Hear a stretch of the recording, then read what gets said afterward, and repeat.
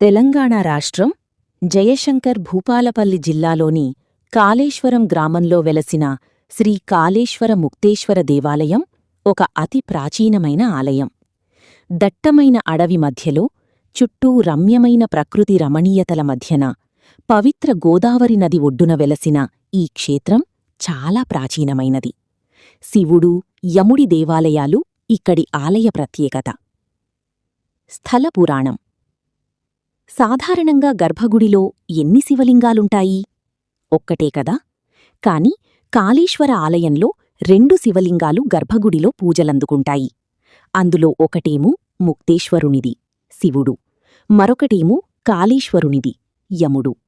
ఇది జీవన మరణాల మధ్య సమతుల్యతను సూచిస్తుంది. ఇటువంటి ప్రత్యేకత కలిగిన ఆలయం బహుశా భారతదేశంలో ఎక్కడా కనిపించదు. ఈ ఆలయాన్ని దర్శించిన భక్తులందరికీ ముక్తీశ్వరస్వామి ముక్తిని ప్రసాదిస్తుంటే యమధర్మరాజుకి పని లేకుండా పోయింది. అప్పుడు యమధర్మరాజు స్వామిని వేడుకోగా యముణ్ణి కూడా తన పక్కనే లింగాకారంలో నిల్చోమని ఈశ్వరుడు చెప్పడం జరిగింది.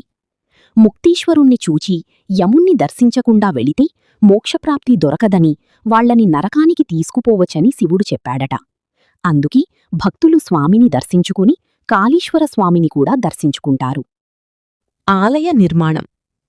శ్రీ కాళేశ్వర ముక్తేశ్వరస్వామి ఆలయాన్ని మొదట చాళుక్యరాజులు 7వ లేదా 8వ శతాబ్దంలో నిర్మించారని చరిత్రకారులు చెబుతున్నారు. ఆ తర్వాత కాకతీయ పాలకులు దీనికి మరిన్ని భాగాలను జోడించడం జరిగింది. ఆలయ ప్రధాన గర్భగుడిలో 4 వైపులా ఒక్కో ద్వారముంది. దీని అర్థం ప్రజలు ఏ వైపు నుండైనా ఆలయంలోకి ప్రవేశించవచ్చు. ఇది ఆలయం అందర్నీ స్వాగతిస్తుందని సూచిస్తుంది. ఆలయ విశేషాలు. ఆలయంలోని ముక్తేశ్వరస్వామి లింగంలో ఒక ప్రత్యేకత ఉంది. లింగంలో 2 రంధ్రాలున్నాయి. ఈ రంధ్రంలో నీరు పోసి అభిషేకిస్తే ఆ నీరు అక్కడికి సమీపంలో ఉన్న గోదావరి, ప్రాణహిత సంగమస్థలంలో కలుస్తుందని భక్తుల నమ్మకం. త్రివేణి సంగమం.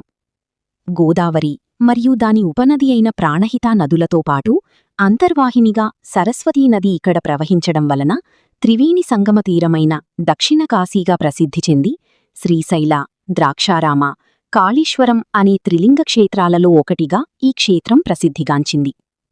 మహాశివరాత్రి. ఇది ఆలయానికి సంబంధించిన అత్యంత ముఖ్యమైన పండగ.